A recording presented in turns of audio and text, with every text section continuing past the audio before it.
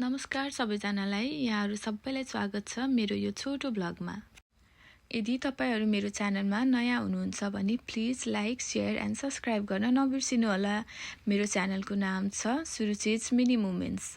आज चाहिँ खासमा मेरो डे अफ हो अनि त्यही भएर चाहिँ म आज मज्जाले एउटा कुकिङ ब्लग बनाउन गइरहेको छु। बिहान उठ्दाखेरि चाहिँ यहाँको मौसम हेरे एकदमै जाडो छ यता चाहिँ अनि त्यही भएर अब जाडोमा खासै बाहिर निस्किन मन पनि त लाग्दैन। त्यही भएर बरु घरभित्रै बसेर तातो तातो केही बनाऊ खाऊँ जस्तो लाग्छ नि त। त्यही भएर आज चाहिँ मैले परोठा बनाउने विचार गरेँ। अनि त्यसको लागि चाहिँ मैले सुरुमा एउटा प्यान राखेँ अनि प्यानमा थोरै तेल हालेर मजाले तताएँ। अनि त्यसपछि चाहिँ अघिकै फ्रोजन परोठालाई चाहिँ मैले राखेर मजाले फर्काउँदै गरेर पाकुन्जेलसम्म मजाले पकाएर चाहिँ अनि निकालेँ। अनि अब आफूलाई कति चाहिन्छ त्यही अनुसार 2-3 वटा परोठा चाहिँ मैले बनाएँ यसरी नै। त्यसपछि चाहिँ मैले अब फेरि पनिर बनाउन लागि पनिरको लागि चाहिँ मैले प्यान तताएर त्यसमा थोरै तेल राखेँ। थोरै तेल राखिसकेपछि चाहिँ मैले पनिरलाई बिस्किटको शेपमा काटेर धेरै मोटो पनि हैन धेरै पातलो पनि हैन बिस्किटको शेपमा काटेर मजाले त्यसलाई फ्राई हुनलाई चाहिँ राखेँ। त्यसपछि चाहिँ बिस्तारै त्यो बाँकी बचेको तेलहरु पनि माथि लाउँदै मैले फर्काएर त्यसलाई चाहिँ मजाले सानो मिडियम हिटमा मजाले पकाएँ। यो पनिर चाहिँ प्रोटिन र क्याल्सियमको एकदमै राम्रो स्रोत पनि हो। यसले हाम्रो शरीरलाई चाहिँ बलियो राख्न मद्दत गर्छ। प्लस मलाई चाहिँ बिहानै अन्डा खान चाहिँ खासै मन पर्दैन। त्यही भएर अन्डाको ठाउँमा चाहिँ मलाई प्रोटिन को स्रोत पनि भएकोले चाहिँ मलाई पनिर चाहिँ एकदमै मन पर्छ।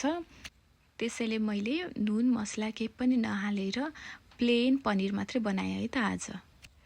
अनि अब चाहिँ पालो मेरो फेभरेट चियाको। चिया बिना त मेरो डे अफ नै पुरा हुँदैन।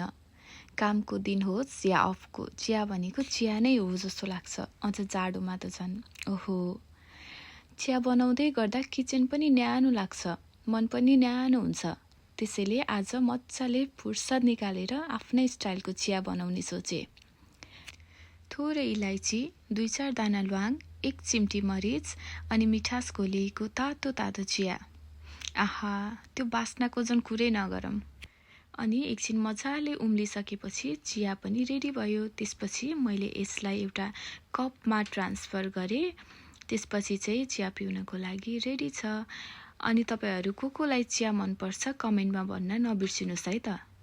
अनि अब परोठासँग तरकारी त खानु पर्यो। त्यसको लागि चाहिँ मेरो हिजो बेलुकाको राजमाको तरकारी बाँकी थियो। त्यसलाई चाहिँ मैले मिडियम हिटमा अलिकति धनियाले गार्निश गरेँ।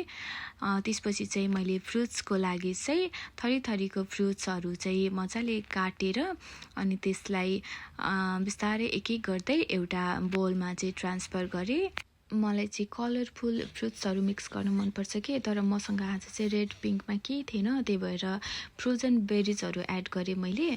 अब चाहिँ सबै खानेकुराहरु रेडी भयो। Thank you for watching my videos. मेरो आजको छोटो मिठो ब्लग यही सकियो।